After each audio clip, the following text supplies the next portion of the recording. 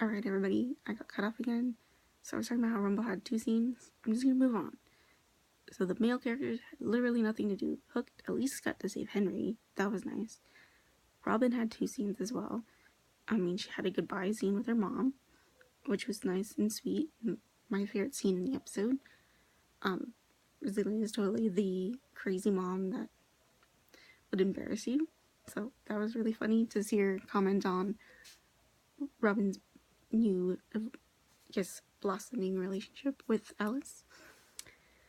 Oh, Regina only had, I think, 3 scenes as well, which makes sense because Lana's directing the episode. Then there was a few scenes with Facilia and Naveen that felt out of place to me.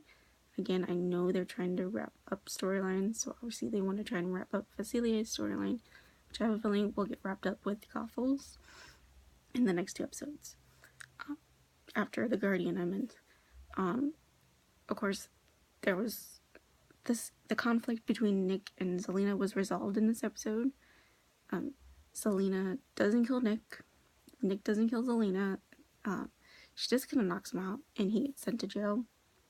So, I mean, it makes sense that there wasn't going to be a death because Zelena's supposed to be redeemed now. I do think it's a little annoying, though, that she refers to Zelena as an entirely different person from herself.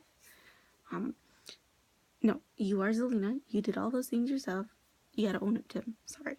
I don't like when characters do that. I think Hook is the only one that doesn't refer to himself as 2 different people.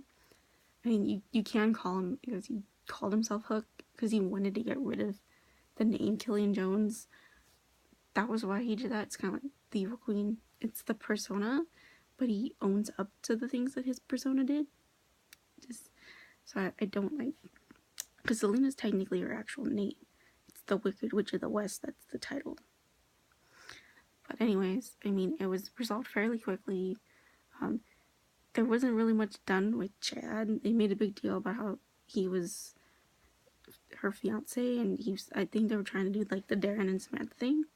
They did nothing with it. I mean, he got captured by Nick, and then she sets him free, and then I guess is gonna tell him everything, and he still wants to be with her. That was resolved so fast, though. I mean, even Darren and Bewitched had, trouble with Samantha's past. Just saying. I feel like Chad, the Wicked Witch did some terrible things. You think Chad would want some more time to decide.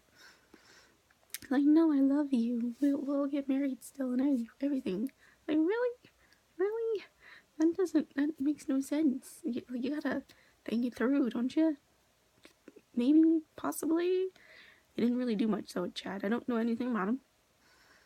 I don't think he's coming back. I think he was a 1 episode, not even a full episode, character. I feel like they could have done more with him. They probably should have done more with him. I have a feeling they were, but because they got canceled, again, much like Alice and Robin, that whole thing.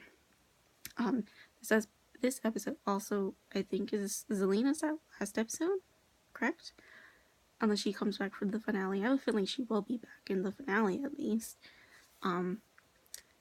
It's sad, bittersweet to say goodbye to Zelena.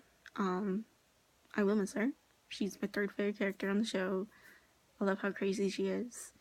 I hope she's back in at least the final episode, or the one before it, but I'm glad she at least is getting a happy ending, even though I don't like how quickly resolved it was to get there. Just saying. I want more. Need more. Can't really get more now, but it is what it is. Let's really quickly talk about Lana's directing in this episode. This felt like a student film, not a professional piece of television, and not even an A+ student film. I'm thinking like C-, D+ student film. There was a lot of shots through fire that was so annoying. I'm sorry. I'm like, oh my god, what's with the fire? I know what she was going for, but it's like, you don't need that many shots through fire.